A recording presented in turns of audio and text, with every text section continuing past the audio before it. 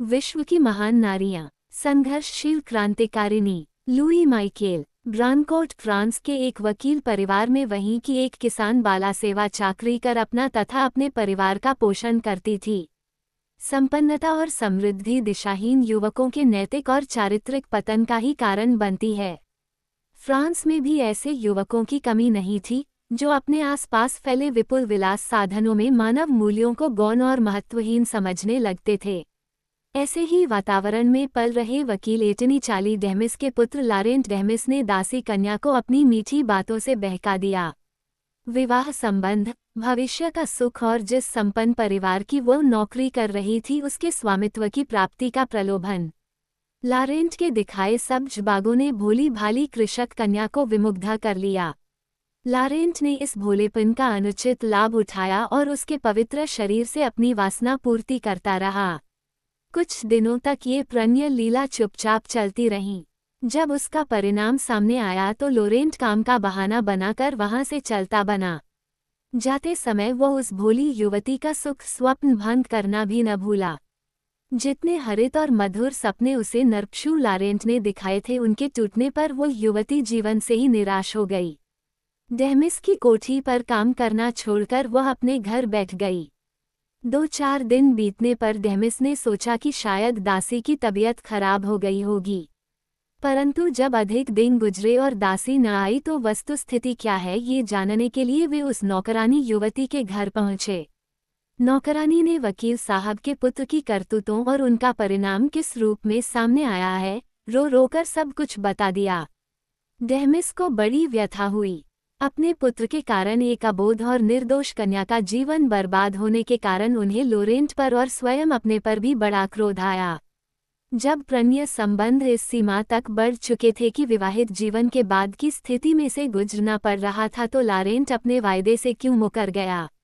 Demise के मन की व्यथा वेदना ममत्व और वात्सल्य के रूप में बह निकली। उन्होंने जीवन से निराशा और अपनी भूल से व्यग्र दासी को ढाढ़स बंधाया। उसे आश्रय देने का आश्वासन देने लगे तो अघोषित पुत्रवधू ने कहा, मात्र आश्रय देने से ही मुझे जीवन और सम्मान थोड़े ही मिल जाएगा वकील साहब। ये जीवन तो ज्यों का त्यों ही खंडहर बना रहेगा। एक खंडहर को सहारा देकर बनाए रखने में क्या लाभ, उसको तो टूटने देना ही अच्छा है।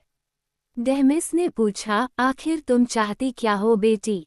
तुम पर जो बीती है और तुम्हारी व्यथा दोनों को मैं अच्छी तरह समझता हूँ। अब भी यदि तुम मेरे घर की बहू बनना ठीक समझो तो मैं उसके लिए भी तैयार हैं। दासी बाला को जैसे अपना स्वत्व मिल गया और वो वकील साहब के भवन की स्वामिनी बनकर आई। इसी विशाल भवन में 26 मई 1830 को लुई माइकेल ने जन्म लिया। उनका पुत्र लुई माइकल का पिता लारेंट अभी तक घर नहीं लौटा था। लौटा उस समय जब लुई 16-17 वर्ष की किशोरी बन गई थी। इस अवधि में वह बाहर रंगरलियां मनाता रहा। पिता के पास वह अपनी नई पत्नी को भी साथ लाया। इतने दीर्घ विछोह ने डेमिस के पितु हृदय से समस्त क्रोध को धो फेंका था। लारेंट की नई पत्नी लुई माइकल और लुई की मां और अतीत की सभी घटनाओं से भली भांति परिचित थी। इसलिए वह लुई के मन में हीन ग्रंथि डालने के लिए कुटिल प्रयास करने लगी। शब्दों के हेर फेर से बात बात पर लुई के प्रति उसका यही भाव व्यक्त होता, तू दासी पुत्री है, अनैतिक संबंधों से तेरा जन्म हुआ है, जारज संतान को अपनी औकात नहीं भूलना चाहिए। डेमिस की मृत्यु के बाद लारेंट और उसकी पत्नी ने लुई तथा उसकी माता को कोठी से बाहर निकाल दिया। वे नौकरों के कमरों में आकर रहने लगे। डेमिस को इस बात की संभावना आशंका पहले से ही थी, इसलिए उन्होंने पहले ही काफी पैसा इन माँ बेटी के नाम सुरक्षित रखवा दिया था। अपनी सौतेली माँ और पिता के व्यवहार ने लुई को क्षुब्ध भी किया और रुष्ट भी। सौतेली माँ अपने दुर्व्यवहार से वहां भी बाज न आई और लुई की सगी माता तो इसकी अभ्यस्त हो चुकी थी, पर किशोरी उत्साही स्वाभिमानी लुई को ये सब बड़ी मुश्किल से सहन होता। स्थिति जब ज्यादा विकट होने लगी तो लुई को वहां से बाहर पढ़ने के लिए भेजा गया। वे चौमंट नामक शहर में रहने और पढ़ने लगीं। शिक्षा समाप्त कर लुई ब्रानकोट के पास ही गांव में अध्यापिका हो गईं। लुई अब पूर्णतया वयस्क और आसपास के वातावरण के प्रति सजग दृष्टि संपन्न हो चुकी थी। पेरिस में भी उन्होंने अध्यापन कार्य किया। उस समय की सामाजिक परिस्थितियों से लुई के मानस पर तीव्र प्रतिक्रिया हुई। पेरिस में एक ओर तो लखपति करोड़पतियों के आलीशान महल थे, दूसरी ओर गरीब निर्धन मजदूरों की गंदी टूटी फूटी झोपड़ियां। महलों की नींव और निर्माण में इन निर्धनों का ही खून पसीना बनकर बहा और उनमें मौज उड़ाई अपने आप को समझदार बुद्धिमान कहने वाले चरित्रहीन अमीरों ने। लुई माइकेल का पिता लारंट भी इन्हीं चरित्रहीन अमीरों में से एक था। अभिजात वर्ग प्रधान समाज व्यवस्था ने लुई माइकेल के हृदय में तीव्र विद्रोह उत्पन्न कर दिया और पैदा हुई निर्धनों शोषितों के प्रति करुणा सहानुभूति। वे इसी मानसिक अंतद्वंद्व को लेखनी से अभिव्यक्ति कर समाज को चैतन्य बनाने लगीं। अध्यापन काल में ही उन्होंने समाचार पत्रों तथा पत्रिकाओं में लिखना आरंभ कर दिया था। पेरिस में अध्यापिका का कार्य करते हुए उन्हें जो वेतन मिलता था वह व्याप्त महंगाई में निर्वाह करने के लिए अपर्याप्त था। फलस्वरूप उन्हें प्राइवेट ट्यूशनें भी करना पड़तीं। राजनीतिक विचारधाराओं का अध्ययन, समाजशास्त्र और अर्थशास्त्र का मथन भी जीविकोपार्जन के साथ साथ चलता रहा। उन दिनों समाज में एक ऐसा जागरूक वर्ग भी तैयार होता जा रहा था जो इस अन्यायमूलक और अनीति प्रधान समाज को बदलने के लिए आतुर था। लुई माइकेल भी इन संगठनों से प्रभावित हुई और उनके कार्यक्रमों में आने जाने लगी। तब तक मार्क्स की साम्यवादी विचारधारा का प्रकाश भी फ्रांस में फैलने लगा था। लुई माइकेल को समतावादी समाज संरचना का ये विचार बहुत पसंद आया और वे अपनी संपूर्ण शक्ति से लोगों को तैयार करने में अन्याय और अत्याचार का सामना करते हुए जुट गईं। लुई माइकेल की रचनाएं मूलतः समाज के हित की और सुधारवादी विचारों से भरी होती थीं। गहन अध्ययन और गंभीर चिंतन से निःस्मृत ये लेख बड़े प्रभावोत्पादक होते थे। साहित्यकारों के लिए, जो अनुपयोगी और विलास श्रृंगार के भावों को भड़काने वाली कृतियां लिख रहे थे, एक तीव्र फटकार इनमें होती थी। उन्होंने एक बार लिखा था, प्रत्येक कलाकार का उद्देश्य समाज का उद्धार होना चाहिए। आज की परिस्थितियों में यह और भी आवश्यक है कि कला विचार के धरातल पर समाज को प्रभावित करे।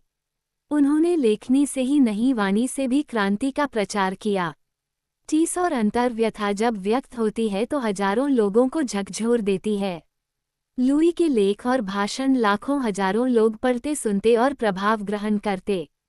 इस बढ़ती लोकप्रियता ने फ्रांस के पूंजीपतियों और शासकों को चिंतित कर दिया। किसी न किसी प्रकार लुई माइकेल को समाप्त करना ही चाहिए, अन्यथा वह हमारे स्वार्थों पर तीव्र आघात करेगी, ऐसा विचार उनमें पनपा। इसलिए उन्होंने एक आदमी को बहकाया और शराब पिलाकर लुई को गोली मारने के लिए तैयार कर लिया। एक मजदूर सभा में जब वे भाषण दे रही थीं तो उस व्यक्ति ने लुई पर गोली दाग दी। गोली कान के पास लगी और वे भयंकर रूप से घायल हो गईं। उपचार के लिए उन्हें अस्पताल ले जाया गया। जब वे होश में आई तो पुलिस उस व्यक्ति को लेकर उनके पास पहुंची जिसने गोली चलाई थी। लुई ने उसे निर्दोष बताकर छोड़ देने के लिए कहा। वे जानती थीं कि एक मजदूर वह था भी उनके खिलाफ कभी कुछ नहीं कर सकता। सचमुच उकसाया गया। पुलिस ने तो न्याय और कानून की रक्षा के लिए अपनी कार्रवाई की। ऐसे अवसर पर वे लोग जिन्होंने हत्या करने का प्रयास करने वाले मजदूर की पीठ पर हाथ रखा था, पीछे हट गए। अपने वायदे के मुताबिक उन्होंने न तो मजदूर की कोई सहायता की और न उसके परिवार की सहायता की। सहायता की तो उस महान विदुषी ने जो कि उसकी पिस्तौल का निशाना बनी थी। लुई ने मजदूर को सभी प्रकार की कानूनी मदद और उसके परिवार को सांत्वना सहायता दी। घाव हालांकि गंभीर था, परंतु उन्होंने यही कहा कि मामूली खुरसट है। अपराधी को निर्दोष और निर्बलता का रोगी बताकर उसका बचाव किया। इस घटना ने उन्हें बहुत प्रसिद्ध कर दिया। क्रांतिकारियों का संगठन बढ़ने और सुदृढ़ होने लगा। आश्वस्त होकर लुई तथा उनके सहयोगियों ने मिलकर एक निश्चित समय पर क्रांति की योजना बनाई। अब तक उन लोगों का ध्यान और गतिविधियां जनमानस में क्रांति के प्रति आस्थाएं उत्पन्न करने में ही लगा था। जब विश्वास हो गया तो 18 मार्च 1871 को क्रांति का बिगुल बज उठा। लुई भी अपनी साथियों के साथ थी। इष्ट अनिष्ट की चिंता न करती हुई मां अपनी बेटी के पास पहुंच गई। क्रांति विफल हुई, परंतु उनका मन विजयी रहा। पेरिस के कमांडर जनरल ने क्रांतिकारियों को गिरफ्तार करने का हुक्म दिया। फ्रांसीसी सैनिकों ने 25,000 निरपराध स्त्री पुरुषों और बच्चों को निर्ममतापूर्वक मार डाला। लुई इन लोगों की रक्षा में प्राणपण से लगी रही। जनरल को जब पता चला कि इस क्रांति की सूत्रधार एक अधेड़ स्त्री है और उसके साथ स्त्री की मां भी अपनी बेटी की चिंता लिए घूम रही है, तो उसने मां बेटी के परस्पर प्रगाढ़ प्रेम संबंधों का अनुमान लगाया। लुई पर हाथ डालना जान जोखिम का खेल है, ये सोचकर उसने लुई की मां को ही पकड़ लिया और धमकी दी कि यदि लुई ने आत्मसमर्पण न किया तो उसकी मां को गोली मार दी जाएगी। इस क्षण उन्हें मां की चिंता हुई। अभी तक वे संसार के सर्वोच्च सम्मान की अधिकारिणी स्वयं के लिए मां को ही मानती आ रही थीं। क्रांति तो विफल हो ही गई है और बचना भी मुश्किल, लगभग असंभव ही है, इसलिए क्यों न आत्मसमर्पण कर मां को बचा लिया जाए, ये सोचकर उन्होंने आत्मसमर्पण का निर्णय ले लिया। लुई ने आत्मसमर्पण कर दिया।